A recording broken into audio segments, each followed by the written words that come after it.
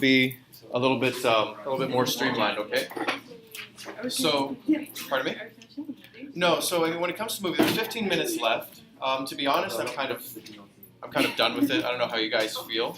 I'll just leave the final scene. We can either leave it as a surprise for you guys. If you want, you can always go home and watch the last 15 minutes. Joyce? So it's all on YouTube if you guys want to watch the rest of it. Today we're going to actually start reading, okay? And so the first thing I want to ask is what you guys said, just a little bit of a few second reflection on the CPT. That approach, guys, try not to walk over here just because I have to edit out of the video any students.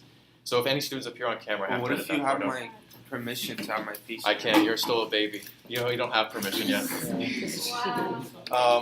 Okay, so a few opinions. What did you guys think about I know you guys all hate presenting except for Keenan because he, came up here and was, taking over the class, but what did you guys think about the nature of the assignment, having to reflect on the lesson? Keenan? I think it was cool because everyone was talking about their Yep. I just thought it was a nice experience to hear about what people have been through, yep. And they're really applying what we read into their actual life, and I think that was the whole point of this talk. Right. Exactly. Okay, Pat. We found out things about guys. Come on. All right. We found out things about people that we didn't know. For example, I remember clearly that Frank opened his story with the whole Chinese Japanese thing. It was cool to find out that was his great grandfather. Mm-hmm. Sarah, what did you learn about the assignment? I learned that people have different interpreted the books differently because although a majority of us did it on The Great Gatsby, I saw people's different perspectives on the book and what they learned from it, and I learned from people's presentations that there's other life lessons than just what I learned myself. Absolutely. Sarah, you had a hand up? I thought I liked it because very natural in the sense how it wasn't so structured and it wasn't forced. It was more you had hordes of ideas and you could talk about that in your own way, and it wasn't kind of you were right or wrong in a sense. It was kind of your opinion and your experience on it. Yeah. So what you guys actually, what you did is you joined into a really long tradition. It's a style of interpreting literature that's been called the edifying school of literature. Basically, why do we read literature? We read it so we can learn lessons and use in our life. If we read literature, we'll become better people, etc., etc. Okay, that goes back actually really far. There was he was Roman named Horace. He was a critic and a poet as well. And he said that the purpose of literature was to delight and instruct. So it should be delightful, you should enjoy reading it should be nice to read, but it should also instruct you on how to live a more virtuous and good life.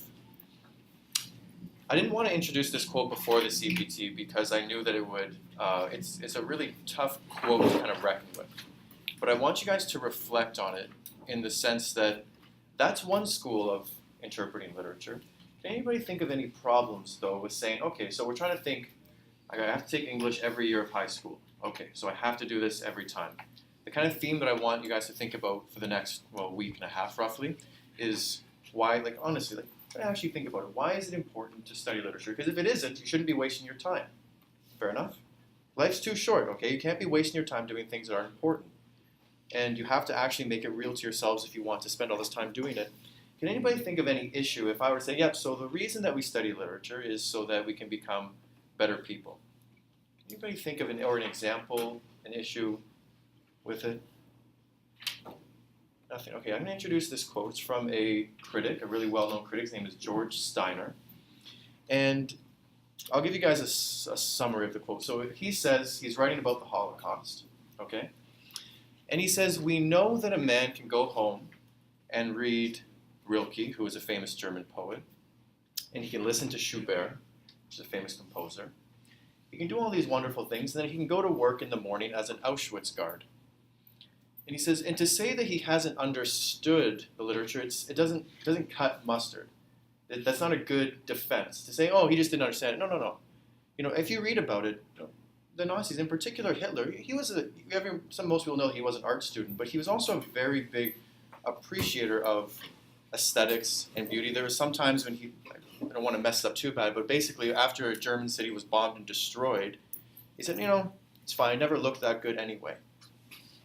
So he really appreciated art, but I don't think many people would make the case that he was a particularly good person. And it is true that, all kinds of people can appreciate literature and appreciate art and all those things and still be pretty horrible people. I mean, if it were the case that reading literature makes you such a good person, then wouldn't all literature professors be the most virtuous people in our society? I don't think that's the case. In fact, I also think that there are people who've never read a book who can be pretty damn virtuous nonetheless. So there's a bit of a tension here. Did anybody have an idea how we could resolve that tension? It's not an easy one, believe me. George Steiner's criticism is something that a lot of literary, not theorists, because that's a whole other branch, but a lot of people who study literature have had to kind of deal with. And not a lot of people have been successful in dealing with it. Are there any thoughts? What do you guys think about that? Do you think that's have you ever thought about that before? That, well, wait a second, if studying literature makes you a good person, well, then the person who studies literature the most should be the best person. But that's not the case. I mean, think about the person in your own life who's the best, most virtuous. Are they literature professors? Are they English teachers? Well, maybe Miss Sleiman, but leaving that aside. So there might be something else that's going on here. You have to go to your guidance point. Oh, 10:40. Okay, my mistake. Any thoughts? I won't leave you guys high and dry. I'll give you at least an out, so you're not thinking, "Oh my God, am I a Nazi?" Because no, it's okay. Are there any thoughts about that? I mean, I wouldn't say that just reading it makes you a good person. I'd say it makes you a better person. Why is that? To someone who's I remember when we first started English, we were talking about the idea of being an ignoramus. Oh, about being ignorant to things. Oh, ignorant. Yes, an ignoramus. Yeah. Yeah. So when you do read and you get sight of things, like you were talking about that guy who read about what was it, Nazi and all that. Yeah. So he read Rilke and listened to Schubert. You Yeah. would understand that difference between someone who hasn't read it. That doesn't necessarily make him a good person. It makes him better than someone who doesn't understand anything about World War. I mean, it gives him a knowledge of one thing, right? But as we know, if we think about the virtues, this is somewhat controversial, but I don't think necessarily that intelligence is virtuous. Just because somebody is smart, it doesn't mean that they're necessarily a good person, right? I don't think so. It might help you. I mean, I'll put it this way. If you're intelligent, you're able to, perhaps, this is an idea, if you're more intelligent and capable I think is a better word than simply intelligent. If you're more capable, you're able to spread your goodness better than somebody who isn't. But it's not the only thing that matters. For example, you take Hitler once again.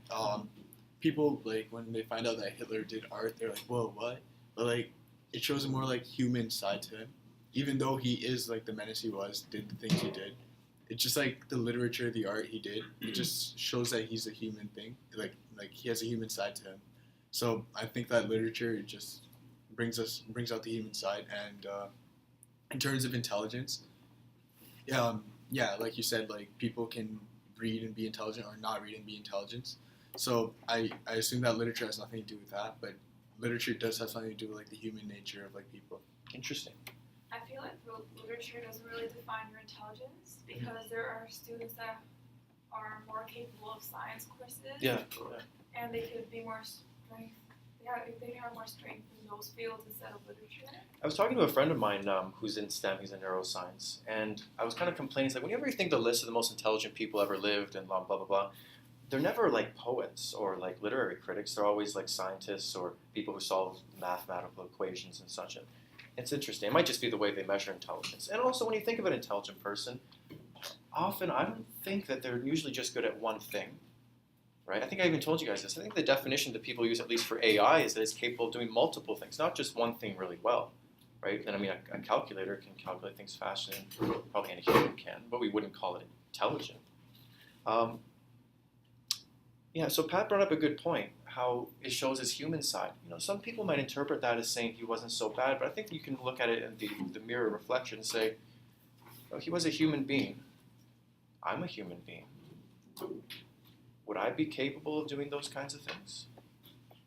It's we all like to think that if we were in those situations, if we were in Nazi Germany, if we were in communist Russia, that we would have been one of the heroes that the history books talks about.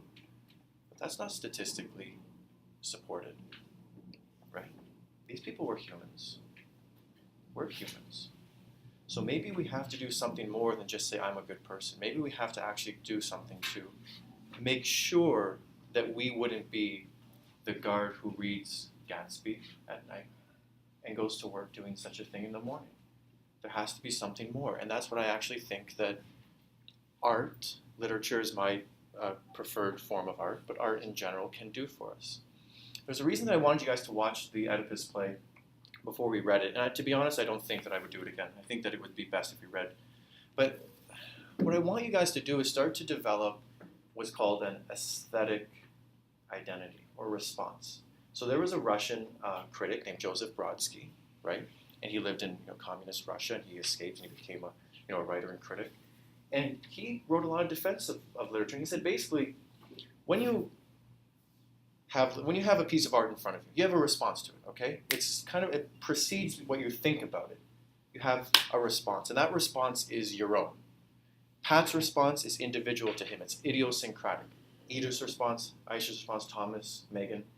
You guys will have a response. It's your own. Okay, that's your individual response.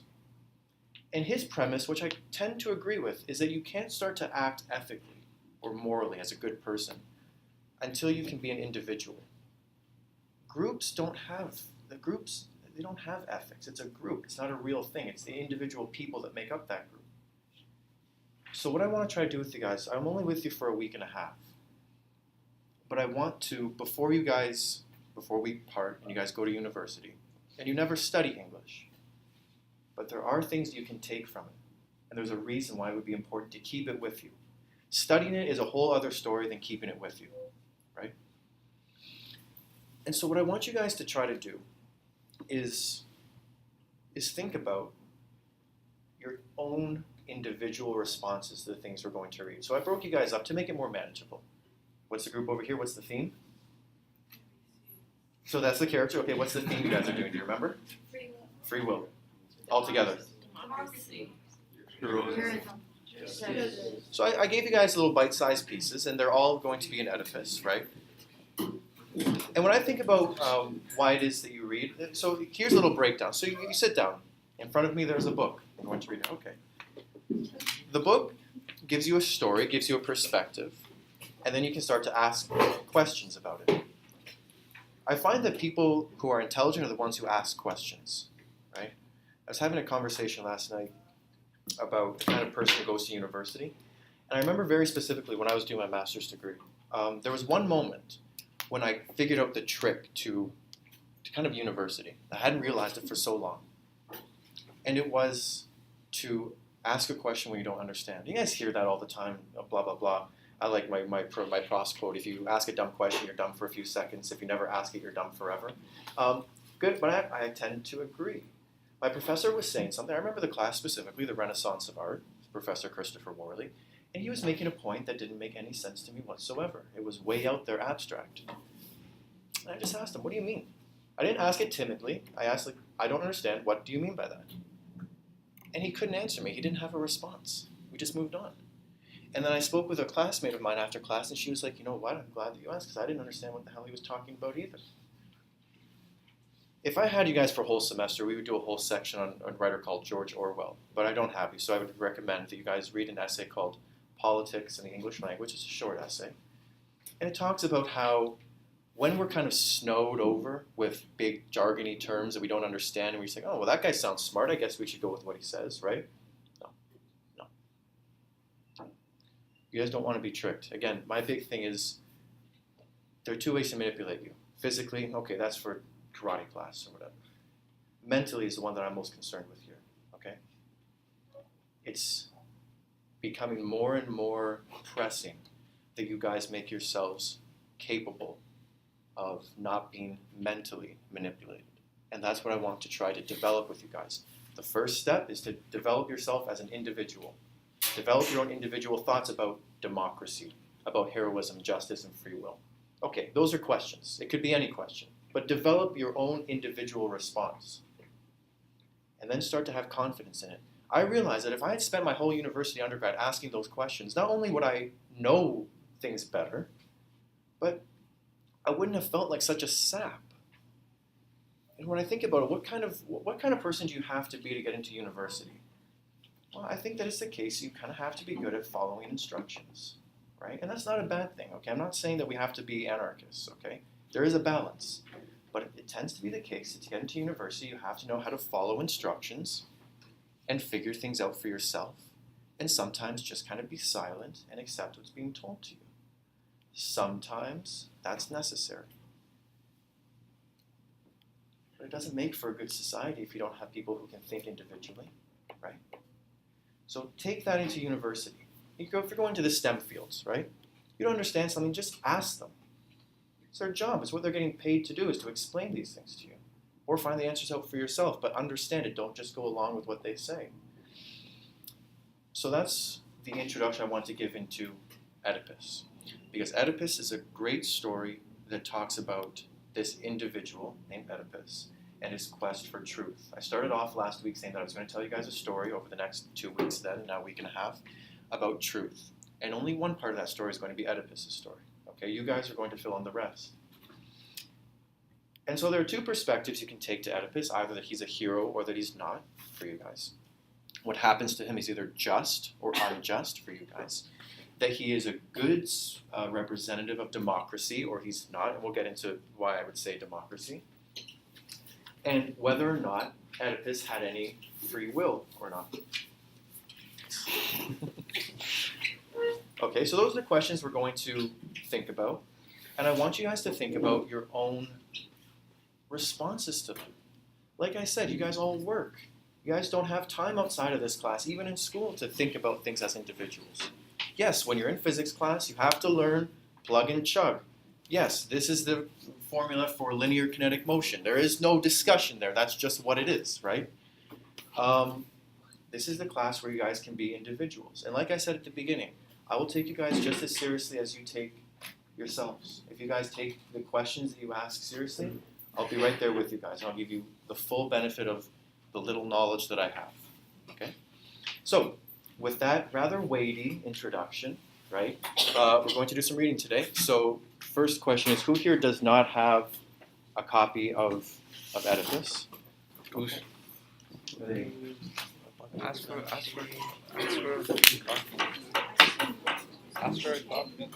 Mine's are not shared. I think so. Okay, everybody, so put up your hand, nice and high, so I can see how many. So 1, 2, 3, 4. 4 copies. He's a temporary. Sir, he's a temporary one. You have what? He's a temporary one. Where's yours? At home? Yeah, I was studying so Oh, much. did you fall asleep reading Oedipus and you just loved it so much? Yeah. Okay. Okay, so in the meantime, let's have, you guys will just share one for now for a few seconds. Go to Sir's locker and get us remote. Here's one. Time to go to your locker and Can get you us guys just remote. share one for 30 seconds?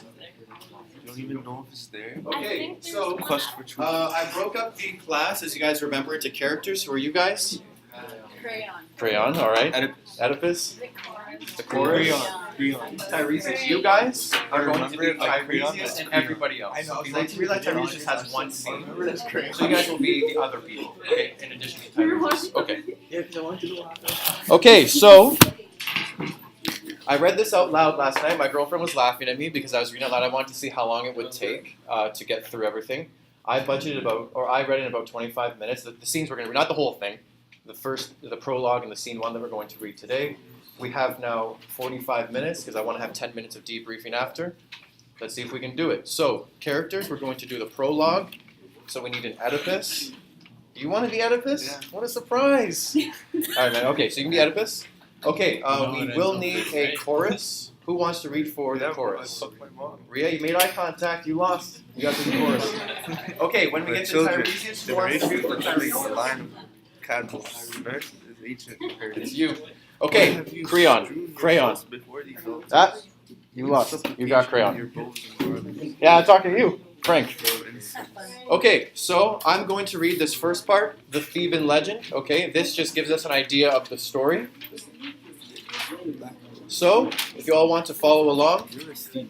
first page, the Theban Legend. Base looks like a Theban. Okay. It's a city. Okay, does everybody have a book now? All right, let's get started. The Theban Legend, okay? The place called Thebes lay in the central plain of Boeotia, part of the narrow tongue of land joining the Athenian country to the more northerly mainland. Okay? Here, under the guidance of the Oracle of Delphi, a city was first founded by Cadmus, son of Agnor, and brother of that Europa whom Zeus courted in the likeness of a bull. Misfortune befell him before his city was established, for all the trusty companions who should have been first citizens were devoured by a fierce dragon who inhabited a neighboring glen. But Cadmus was a match for the dragon, and at one stroke laid him dead. Again the word of heaven guided him, and he was instructed to sow the dragon's teeth in the ground, prepared for his future city, from which seed there instantly sprang up a tribe of giants, so fierce and fully armed that a deadly combat immediately broke out between them. At length but 5 remained, and these, offering their submission to Cadmus, became the founders and fathers of the Thebes to be. Okay, so that's how the city came to be.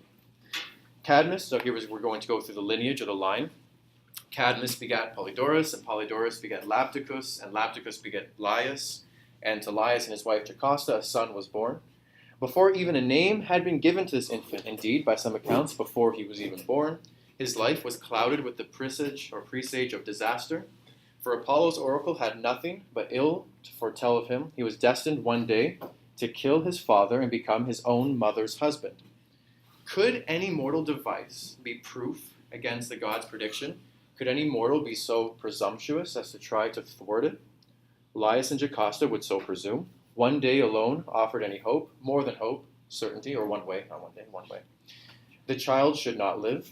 They would not indeed take upon themselves the guilt of infanticide, but they would deliver the child to a servant of theirs, a shepherd, with orders to abandon it on the mountainside, its feet cruelly pierced with an iron pin so that it might not even crawl to safety.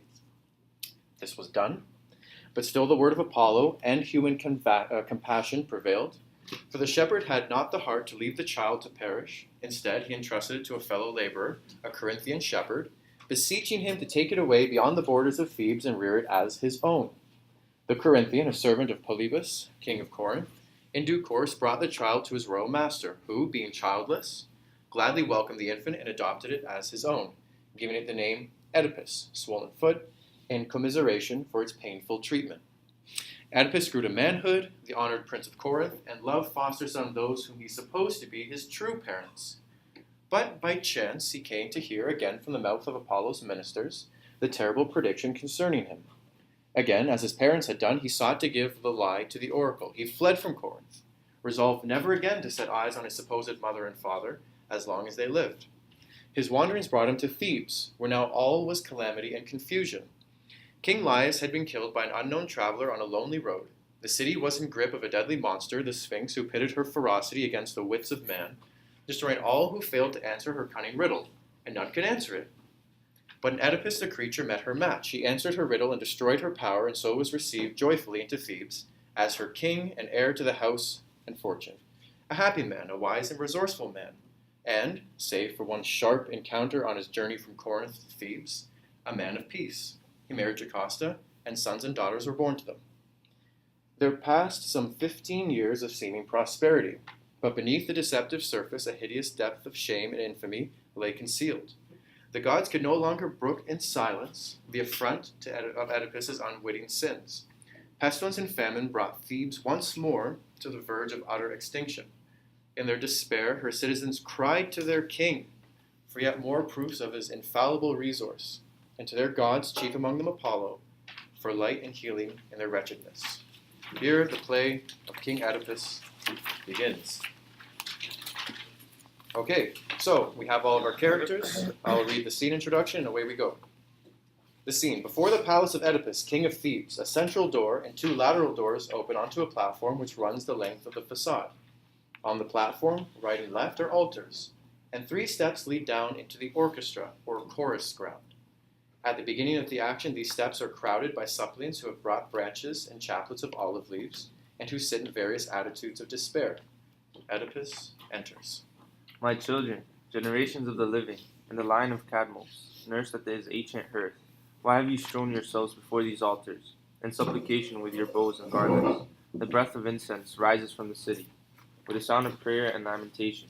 Children, I would not have you speak through messengers, and therefore I have come myself to hear you, I, Oedipus, who bear the famous name. You there, since you are the eldest in the company, speak for them all. Tell me what prays upon you, whether you come in dread or crave some blessings. Tell me, and never doubt that I will help you in every way I can. I should be heartless were I not moved to find you suppliant here. Oh, my mistake. So, the people here, if it's not Tiresias who's speaking, so Joyce, you're taking the priest in this one. Great Oedipus, O powerful king of Thebes, you see how all the ages of your people came to your altar steps. Here are boys who can barely stand alone, and here are priests. By weight of age, as I am a priest of God, and young men chosen from those dead unmarried. As for the others, all the multitude, they wait with olive chaplets in the squares, at the 2 shrines at palace, and wear polos facing the glowing embers. Your own eyes must tell you, Thebes is tossed on a murdering sea, and cannot lift your head from the death surge. A rust consumes the buds and fruits of the earth. The herds are sick, children die unborn, and labor is vain. The god of plague and power braids like detestable lightning through the city, and all the house of Cadmos is laid waste, all emptied and all darkened. Death alone battens upon the misery of Thebes. You are not one of the immortal gods we know, yet we have come to you to make our prayer. As to the man surest in immortal ways, and wisest in the ways of God, you saved us from the Sphinx, that fancy sailor in the tragedy. We paid to her so long, yet you were never better informed than we, nor could we teach you. A God's touch, it seems, enabled you to help us. Therefore, Almighty power, we turn to you. Find us our safety, find us a remedy, whether by counsel of the gods or of men. A king of wisdom tested in the past can act in time of trouble and act well. Noblest of men, restore life to your city. Think how all men call you, liberator for your boldness long ago. Ah, when your years of kingship are remembered, let them not say, we rose but later fell. Keep the state from going down in the storm. Once years ago, with happy augury, you brought us fortune. Be the same again. No man questions your power to rule the land, but rule over men, not over a dead city. Ships are only hulls, high walls are nothing, when no life moves in the empty passageways. All right, 1 second. So I just want to give you guys an idea here. I was trying to think last night of a good analogy because we don't have sphinxes anymore, like we ever did. And in Canada, at least, we don't really have to deal with plague. So I'm trying to think of, okay, all right, what can we kind of connect this to so we can feel the emotion of these people towards Oedipus? I don't think I'd have to even ask for a show of hands to see whose life has been touched by cancer before. I'm pretty sure I could reasonably assume that everybody in here has had someone in their life touched by this. I think that's a good sphinx to think about. It's a riddle. It's plaguing us. Everybody here has felt that kind of destruction from it. And slowly but surely we're coming to unlock that riddle. It's not going to be the case, I don't think, that we're going to have one person who comes up with one cure for everything. It's more complicated than that. But if we take that idea, something that's destroying people, we seem to be helpless. What would we do if tomorrow it comes out, one man, one woman, one scientist comes out and says, I have found the definitive cure for cancer. You take this pill and it goes away. So it's gone. It's gone. The Sphinx is gone. What do we think of that person? Nobel Peace Prize. What's that? Nobel Peace Prize. Nobel Peace Prize, Nobel Prize. They'd be the most famous person probably of the 21st century. You know? They'd be like a hero. They'd be like a savior. They came to us. They used their wits. They used their intelligence. And they destroyed this metaphorical sphinx, this awful disease.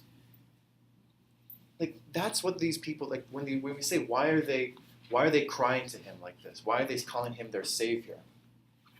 Okay, so that's why. So, try to continue the analogy along. Okay, so 15 years have gone by. No cancer anymore. We're all good. But then some next level disease just comes in and starts to wipe everybody out again. Okay? Nobody has any idea what to do. That's the plague here.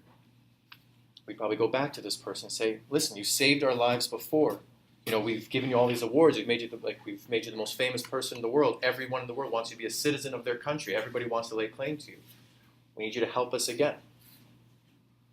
I'm going to see if I can work with this analogy as we go through. But we all kind of already know the trick. It's Oedipus' fault, ultimately, that there's this plague going on. And so, justice, heroism. What if it turned out that one of the side effects of this pill, let's say, was that it was causing this disease, right? Then what would we think of the person? What do you guys think? Creating more problems. Okay, would he or she still be a hero? No. So some people are saying no. Let's have a show of hands. So they come in. They don't know that this is a side effect. Okay, they have this pill. 12, okay, cures cancer, beautiful. 15 years, everyone's good. Okay. We find out 15 years later, terrible side effect. Now we have a plague, just as bad as the cancer that this guy solved, or this woman, the scientist solved. Are they still a hero? Are they no longer a hero? Let's show of hands. Who says no? This person is still a hero. They didn't intentionally do this. They still cured cancer. Are they still a hero or no? Let's show of hands. Throw it up. Okay, so they're still a hero. Who says they're no longer a hero? Okay, so no longer here. Who is like, that's a tricky one, yo. Yeah. That's a tricky one. That's a tricky one. Over 2,000 years old. Okay? Over 2,000 years old this play is. And yet we're still reading it today. Well, you know, sir, it's not really that relevant. I don't think so. I think that it's still tricky today as it is for the people who are in the play. Okay, so let's continue. Poor children, you may be sure I know all that you long for in your coming here. I know that you are deathly sick, and yet, sick as you are, not one is sick as I. Is as sick as I. Each of you suffers in himself alone. His anguish, not in others, but my spirit groans for the city, for myself, for you. I was not sleeping. You are not walking. You are not waking me. No, I have been in tears for a long while, and in my restless thought walked many ways. In all my search I found one remedy, and I have adopted it. I have sent Creon, son of Menocius, brother of the queen, to Delphi, Apollo's place of revelation, to learn there if he can, what act or pledge of mine may save the city. I have counted the days, and now this very day I am troubled, for he has overstayed his time. What is he doing? He has been gone too long.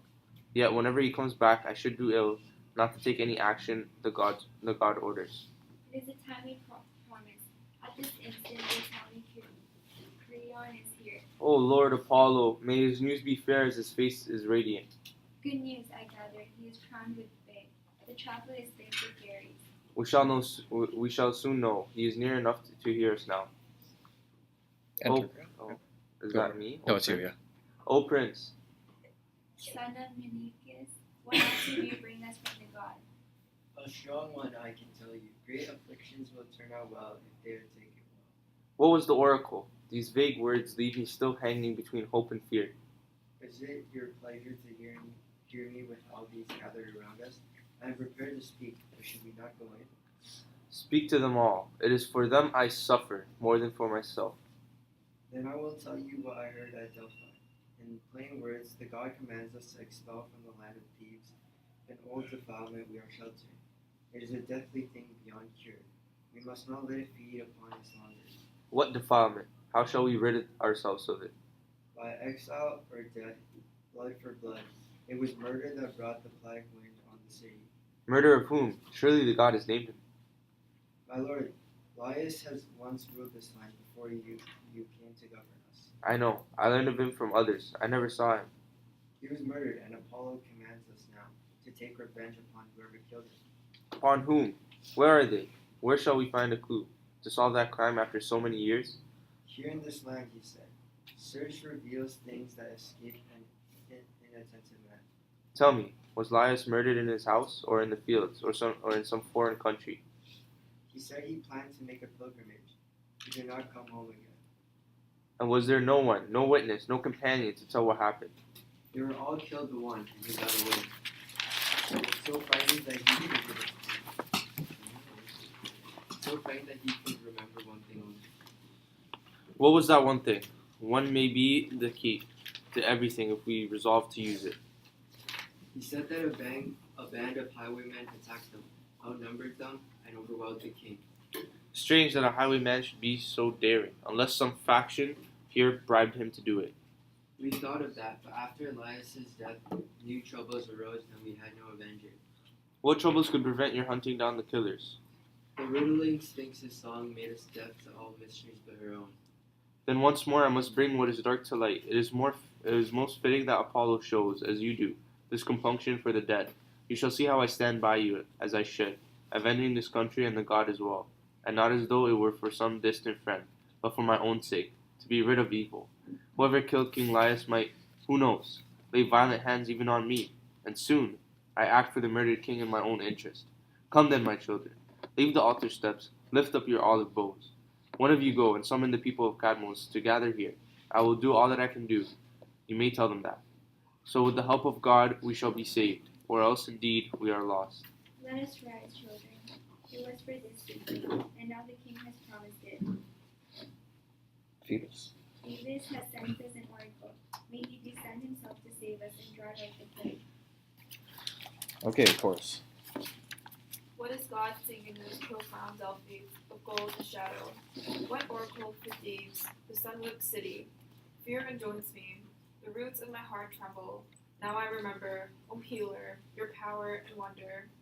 Will you send doom like a sudden cloud, or weave it? Like nightfall of the past, speak to me, tell me, oh, child of gold, hope, immortal voice. Stop 1 second, Ria. For the chorus, we're going to have a different person read each section. Okay, so Ria, that was your section. Allison, would you read the antistrophe number 1, please? Let me pray to Athene, the immortal daughter of Zeus, and to Artemis, her sister, who keeps her famous throne in the market ring, and to Apollo, archer from distant heaven. O gods, descend, like three streams leap against the fires of our grief, the fires of darkness. Be swift to bring us rest.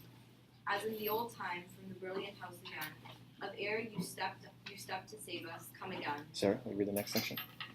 Now our afflictions have no end. Now all are stricken, a host lies down, and no man fights off death with his mind. The noble plowland bears no grain, and the groaning mothers cannot bear. See how our lives like birds take wing, like sparks that fly when fire soars, to the shore of the gods of the evening. Christine? The plague burns on. It is pitiless. The pallid children laden with death lie unwept in the stony waste.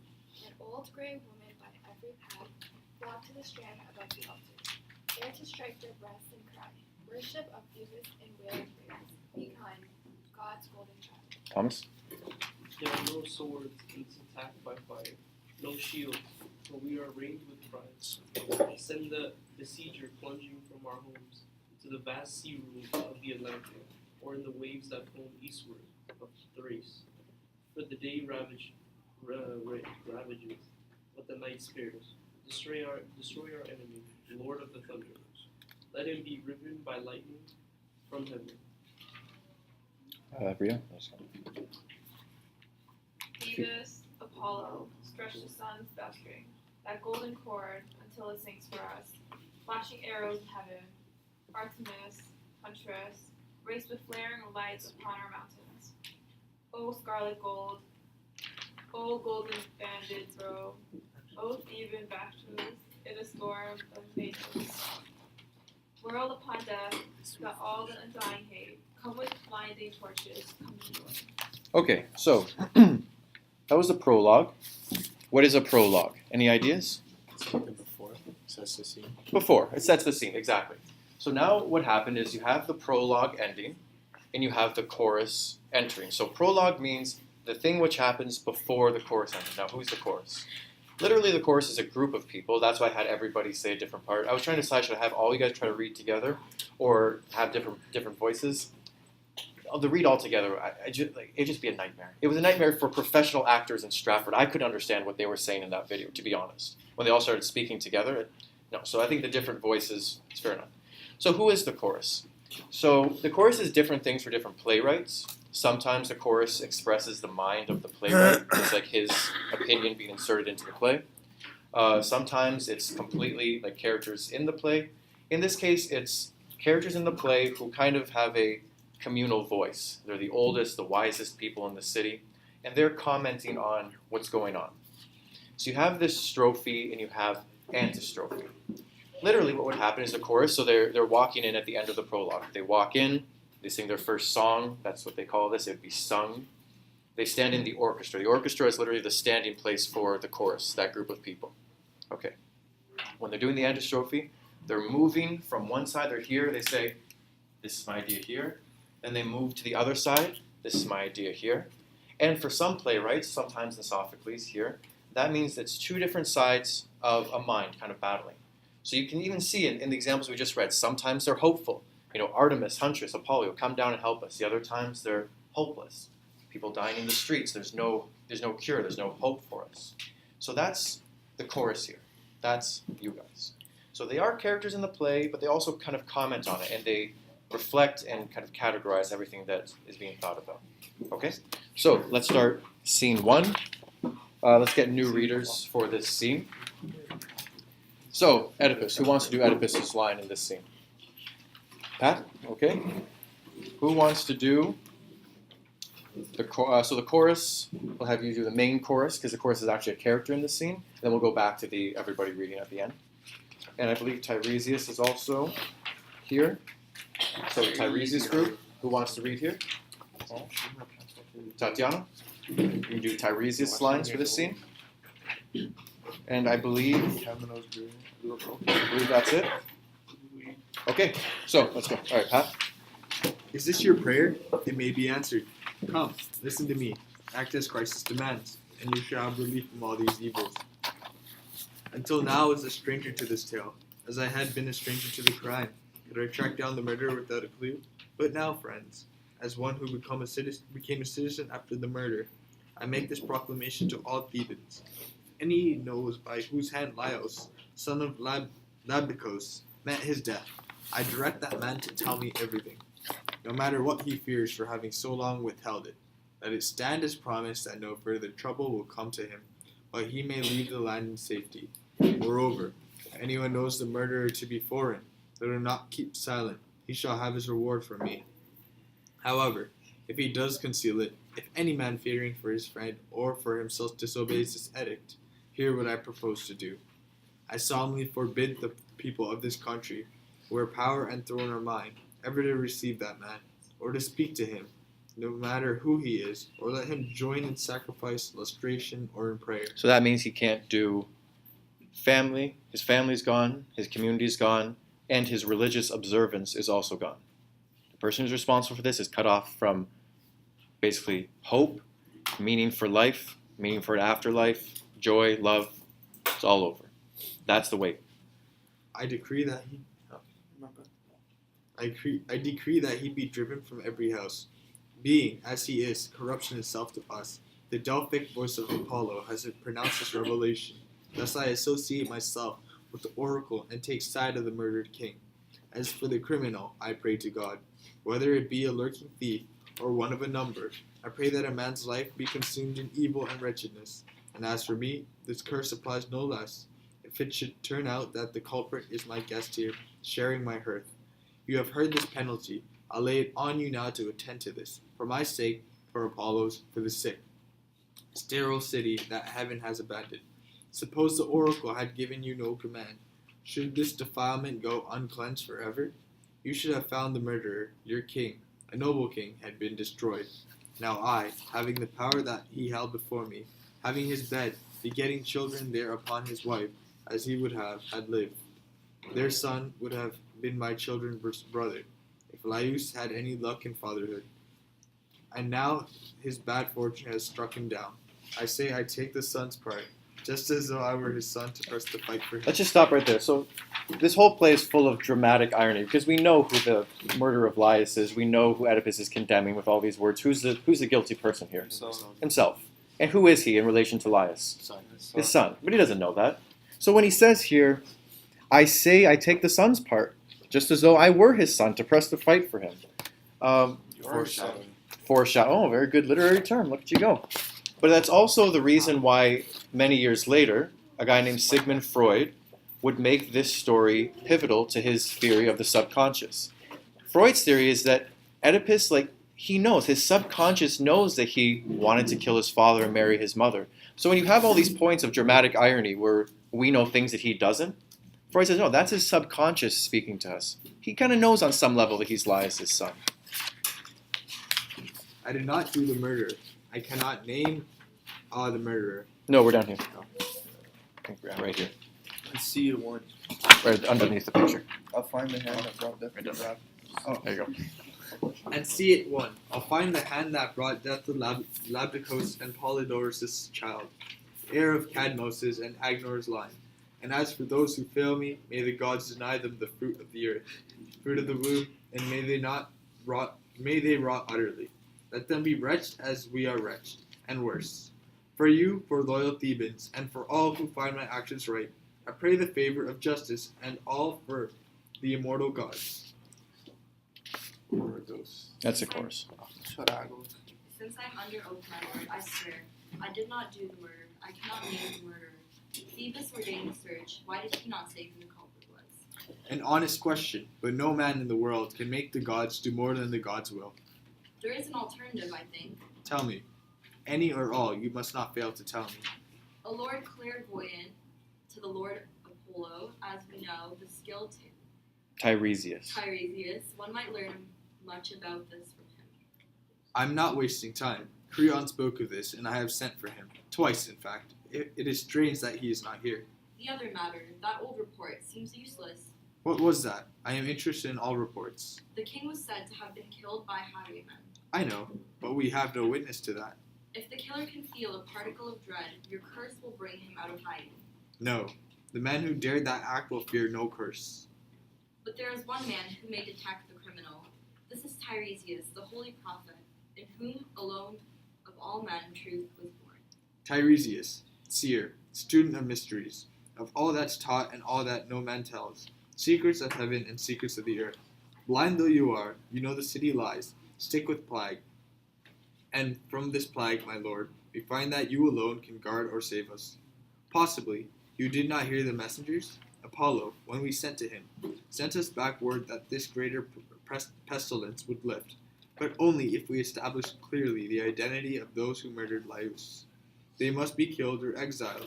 Can you use bird flight or any art of divination to purify yourself and Thebes and me from this contagion? We are in your hands. There is no fairer duty than that of helping others in distress. How dreadful knowledge of the truth can be when there is no help in truth. I knew this well, but I did not act on it, else I should have not come. What is troubling you? Why are your eyes so cold? Let me go home. Bear your own fate and I'll bear mine. It is better so. Trust what I say. What you say is ungracious and unhelpful to your native country. Do not refuse to speak. When it comes to speech, your own is neither temperate nor opportune. I wish to be more prudent. In God's name, we all beg you. You are all ignorant. No, I will never tell you what I know. Now it is my misery, then it would be yours. What? You do know something and will not tell us? You would betray us all and wreck the state? I do not intend to torture myself or you. Why persist in asking? You will not persuade me. What a wicked old man you are. You'd try a stone's patience. Out with it. Have you no feeling at all? You call me unfeeling, if you can only see the nature of your own feelings. Why? Who would not feel as I do? Who could endure your arrogance toward the city? What does it matter? Whether I speak or not, it is bound to come. Then, if it is bound to come, you are bound to tell me. No, I will not go on. Rage as you please. Rage? Why not? And I'll tell you what I think. You planned it. You had it done. You all but killed him with your own hands. If you had eyes, I'd say the crime was yours and yours alone. So, I charge you then, abide by the confirmation you have made. From this day forth, never speak again to these men or to me. You yourself are the pollution of this country. You dare say that? Can you possibly think you have some way of going free after such insolence? I have gone free. It is the truth sustaining me. You taught yourself shamelessness. It was not your craft. You did me. You made me speak. I did not want to. Speak what? Let me hear it again more clearly. Was it not clear before? Are you tempting me? I did not understand it. Say it again. You say that you are the murderer who you seek. Now, twice you have spat out infamy. You'll pay for it. Would you care for more? Do you wish to really be angry? Say what you will. Whatever you say is worthless. I say you will live in hideous shame with those most dear to you. You cannot see the evil. Can you go on babbling like this forever? I can, if there is power in the truth. There is. But not for you. Not for you. You're sightless, witless, senseless, mad old man. You are the madman. There is no one here who will not curse you soon as you curse me. You child of total night. I would not touch you, neither would any man who sees the sun. Truth, it is not from you my faith will come. That lies within Apollo's competence, as it is his concern. Tell me, who made these final discoveries, Creon or someone else? Creon is no good. You weave your own doom. Wealth, power, craft of statesmanship, kingly position, everywhere admired. What savage envy is stored up against these? If Creon, whom I trusted, Creon my friend, for this great office which the city once put in my hands unsought, if for this power Creon desires in secret to destroy me, he has bought this decrepit fortune teller, this collector of dirty pennies, this prophet fraud. Why, he is no more clairvoyant than I am. Tell us, has your mystic mummery ever approached the truth? When that hellcat, the Sphinx, was performing here, what help were you to these people? Her magic was not for the first men who came along. It demanded a real exorcist. You birds, what good were they? Or the gods, for the matter of that. But I came by, Oedipus, a simple man who knows nothing. I thought it out for myself. No birds helped me. And this is the man you think you can destroy, that you may be close to Creon when he's king? Well, you and your friend Creon, it seems to me, will suffer most. If you were not an old man, you would have paid already for your plot. Of course. Oh, sorry. Yep. We cannot see that his words of yours have been spoken except in anger, Oedipus. And of anger we have no need. How to accomplish, the gods will best. That is what most concerns us. You are a king, but where arguments concerned? I am your man, as much as a king as you. I am not your servant, but Apollo's. I have no need of Creon or Creon's name. Listen to me. You mock my blindness, do you? But I say that you, with both eyes, are blind. You cannot see the wretchedness of your life, nor in whose house you live, no, nor with whom. Who are your father and mother? Can you tell me? You do not even know the own blind wrongs that you have done them, on earth and in the world below. But the double lash of your parents' curse will whip you out of this land someday, with only night upon your precious eyes. You cry then, where will they not be heard? The fastness of Cathiron. will not echo them. But the bridal and that bridal descent of yours, you will know then. The song they sang when you came here to Thebes and found your misguided birthing. All this and more you cannot guess at now will bring you to yourself among your children. Be angry then, curse Creon, curse my words. I tell you, no man that walks upon the earth shall be rooted out more horribly than you. Am I to bear this from him? Damnation take you, out of this place, out of my sight. I would have not come at all if you had not asked me. Could I have not told that you'd talk nonsense, that you'd come here to make a fool of yourself and of me? A fool, your parents thought me sane enough. My parents again. Wait, who are my parents? This day will give you a father and break your heart. Your infantile riddles, your damned abracadabra. You were a great man once at solving riddles. Mock me with that if you like. You will find it true. It was true enough. It brought about your ruin. But if it saved this town? Boy, give me your hand. What? Yes, boy, lead him away. While you are here, we can do nothing. Go, leave us in peace. I will go when I have said what I have to say. How can you hurt me? And I tell you again, the man you have been looking for all this time, the damned man, the murderer of Laios, that man is in Thebes. To your mind, he is foreign born, but it will soon be shown that he is a Theban. A revelation that will fail to please a blind man who has now eyes, a penniless man who is now rich, and he will go tapping the strange earth with his staff. To the children with whom he lives now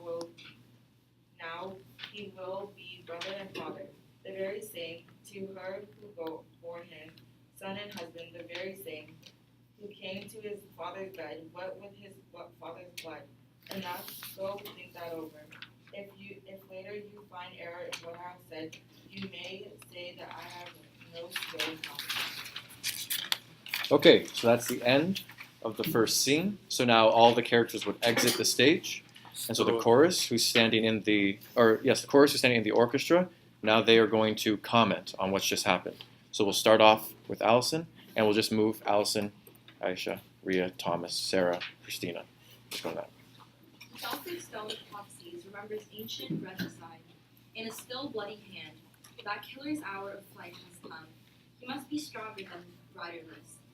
Cursors of uncaring wind, for the son of Zeus, armed with his father's thunder, leaps in lightning after him, and the Furies hold his track, the sad Furies.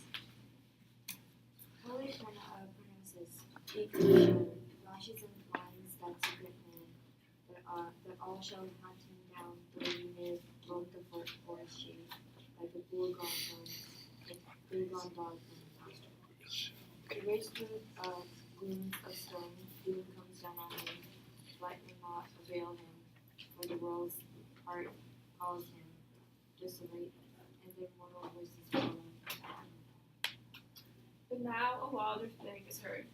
From the old man skilled at hearing fate in the wing beat of a bird, bewildered as a blown bird, my soul hovers and cannot find foothold in this debate or any reason or rest of mind. But no man ever brought. None can break through the strife between the royal house, the lab, the close line, and the son of Polyros. And never until now any man brought word of Laios, dark death straining Oedipus. Divine Zeus and Apollo hold perfect intelligence alone of all tales ever told. And well, though this diviner works, he works of his own man. No man can judge that rough unknown, or trust in second sight. For wisdom changes hands among the wise. Shall I believe my great lord criminal? At a raging word that a blind old man let fall? I saw him, when the Carian woman faced him of old. Prove this heroic mind. These evil words are lies. Okay, so that's all we're going to do today. You can go for it. Take a breath. Now let's think about, so let's try to extend this metaphor that I'm building with you, or this analogy of the scientist who has cured this awful disease. Now there's a disease that's back. So let's try to find people here. So let's see Creon. And so in this analogy that I'm building, Creon, let's say, he's another very famous scientist who was very close to finding this cure before this other scientist came along. And so, okay, he's working with them. They're colleagues. They're close. But the person who cured cancer, okay, he has some reason to think that maybe this colleague of mine was jealous and wants to take my place. And so he's sabotaging me. And you have Tiresias, okay? Another very famous scientist, but who everybody looked to try to solve this riddle, this awful disease. And he was no good. And so Tiresias comes in and says, well, let's try to think of an analogy.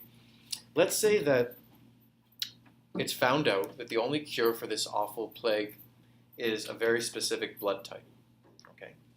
And, okay, once they find the person with this blood type, they're going to have to go kind of utilitarian, the one to save the many. This person cannot live. They have to basically take all the blood from this person and use it to save everyone else. That's the kind of stakes here. That's what has been determined. And so they're trying to look around for who has this blood type. This other scientist comes in and says, it seems that you, the one who came up with the cure, you're the only one who has it, so you have to die, basically, to save everyone else. And so now the scientist said, okay, well, I have this one scientist here who probably wants all the fame that I have. And I have this other scientist here who's probably just jealous that he couldn't figure it out, and I did figure it out. And so now he's starting to attack. He's trying to defend himself.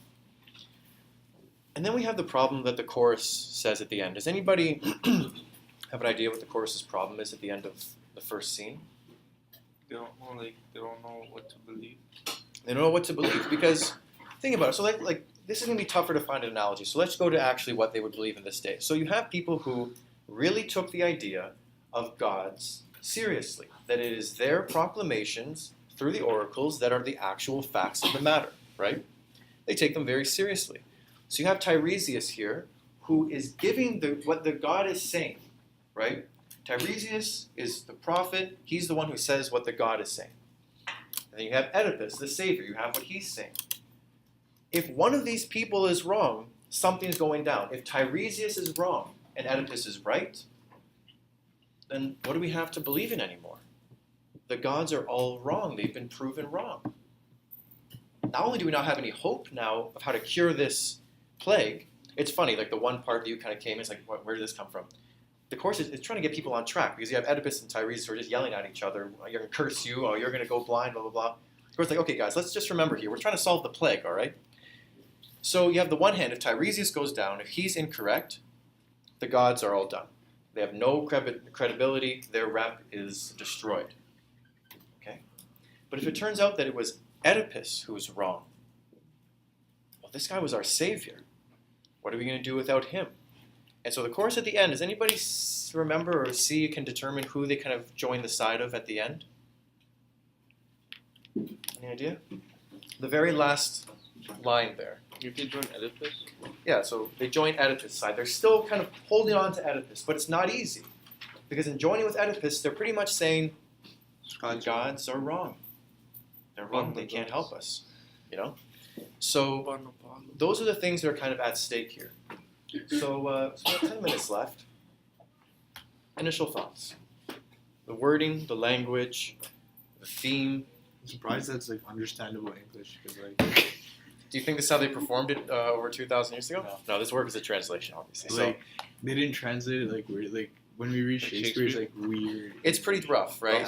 That's because this is more of a modern translation. Also, anybody here can tell me who has the big brain? Is Shakespeare modern English, Middle English, or Old English?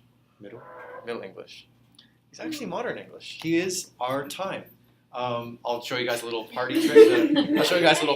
That I know. If you want to hear how Middle English actually sounds, there's a poem called The Canterbury Tales. It's a very thick poem, Honestly, and it's written in Middle English. And I can tell you guys a little bit. So this is what Middle English sounds like. So the next time you guys are complaining that you can't understand Shakespeare, this is what not even Old English, this is what Middle English sounds like. One that April with the sure solta, the drocht of March had parsit to the rota, and bad the revenge sweet liqueur, of which virtue engendered is the fluor. Does anybody know what I just said? Gender. I heard gender. I will say this, that after having memorized that, I have improved on my little Irish accent, because it seems it's the only way to speak that is to have a little bit of the Irish in you. Yeah. That might have something to do with the Celtic roots, possibly. So let's go. So one that April with the sure sota, when April with his sweet showers, one that April, when April with his sweet showers. The drought of March had parsit to the rota, had perched to the root. So it's close. It's like there's some of it, and if you read it, it's like, okay, that word looks like it's just spelled wrong, but I can kind of dig it. Old English, it's just another language. I mean, the first word of the most famous Old English poem, Beowulf, vet. There's not even a translation for it in English. I mean, some people say that it means like hear me, but like no, there's just no translation. So some people, when they translate Beowulf so people can read, they just leave that word as the vet. They don't even try to translate it. So that was a long way around to say, appreciate Shakespeare. So when you hear Juan the Dapper with the shooter, so when you hear to be or not to be, that is the question. You know, whether it's nobler in the mind, it's like, okay, let's give Shakespeare some props. At least I can understand that. All right. But yeah, so it's nice. It's in translation. Like I said, I'm going to give you guys the justification for why I chose this translation over another one next week, because I'll give you guys a little bit of a foreshadow. Your assignment that we're going to do on Monday, okay, is going to be very simple. You can start to think about it now if you want. You're going to choose one word, okay? Choose one word that is important in the story for either, okay, your character. So one word that's just very representative of Oedipus, of the chorus of Tiresias or another character of Creon, or one word that helps develop one of the themes. So free will, democracy, heroism, justice. And you guys don't have to stay in your bounds. I'll let you guys go free. I'm just trying to help organize things for you to make it a little bit easier. First thing you think of a word. I'll give you an example of a word that you can use. We're going to go through two examples. One of the words we're going to go through an example of is justice. And the other word we're going to go through an example of is tyrant. Okay? So I'm going to show you guys both those examples. We'll show you how you can do it. You have to think of a word, find some quotes that kind of prove the point, and then write 1 page, 250 words, nice and simple, just a kind of an explanation. Sir, I chose the word, oh, this would be a good one. I don't want to ruin it just in case anybody's really brilliant. Okay, I chose the word X. I think that it really develops the theme of justice in the play for these reasons. 250 words. Everything we do for the rest of the year will be all in class. There's not going to be any homework. Okay. The readings we'll all do in class. You don't have to read ahead. Okay. We'll all do this like we did today. The assignment, you guys are going to have 2 days. Okay, of in class to work on it and complete it. So 2 days. Find your quote. Develop your idea. Nice and easy. Okay. Sleiman and I are merciful. She's merciful and kind as she was called this morning in her grade 9 class. We know that it's this point of the year. You guys have a million other things to worry about. This is not the first thing on your plate. So it's going to be kind of like that for the rest of the year. So as you guys are reading, if you think of a word that kind of comes up again, or a word that's particularly important for a character or for developing the theme, just note it down so that it makes it easier when you're finding your quotes later on. And that's that. The last thing I want to say, and then you guys can all kind of chill out for the last 5 minutes roughly, is the reason that I'm so kind of hung up about you guys developing your own ideas about these themes is these themes, you have ideas about them whether you guys think about it or not. You guys have ideas about free will, democracy, heroism, and justice. That first assignment we did, right? Where everybody has an idea about it, okay? There is a responsibility. The responsibility exists to be clear about what you think about these things. Now, just because it exists, it doesn't mean you guys have to take that responsibility. There are lots of people who are, absolutely more than willing. They'd love to take the responsibility off your hands and tell you what you think justice is. If you guys want to give them that string on you. If you want people to tell you what it means to be heroic and what it doesn't mean, what it means to be just, what it means to actually live in a democracy, or whether or not you have free will. Politicians, journalists, professors, psychopaths. There are lots of people who would love to tell you what to think. And if you guys don't take the responsibility to develop your own thoughts about it, someone will. There's not the option to not think about these things. The only option you guys have is whether you're going to take the responsibility to do the hard work of developing yourselves as individuals who can think, who can reason, who can defend what they believe, or whether you want to give that responsibility to somebody else. I don't know about you guys, but for questions like this, I don't trust anybody else to tell me what to think. And so that means I have to do some hard work, and I actually have to think about, let's just be real here. Is this scientist, would he be a hero or would he be a villain? It's a tragic hero. A tragic hero. What does that mean? Well, because not talking about the metaphor, but Yeah, the yeah. actual thing. I don't know. I think he had a flaw, which was his temper, and that led to his downfall. Interesting. Okay, so there you go. Is a tragic hero still a hero? Let's think about this in real terms. These are real questions. There was a vote yesterday, for the Senate race in Alabama. I'm not sure you guys follow politics or not. I do.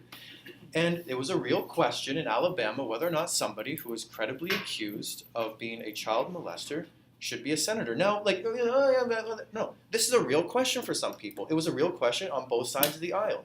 This isn't just a Democrat, Republican, conservative, liberal. There are both sides. So we have to ask ourselves, when I think of my politician, do I care if he or she is a moral person or not? Or do I care if they just vote the way I want them to? That's a real question, and it doesn't have an obvious answer. Now, it seems that the people in Alabama last night, for the most part, gave their obvious answer, which is no. A politician, we still have to think about their character.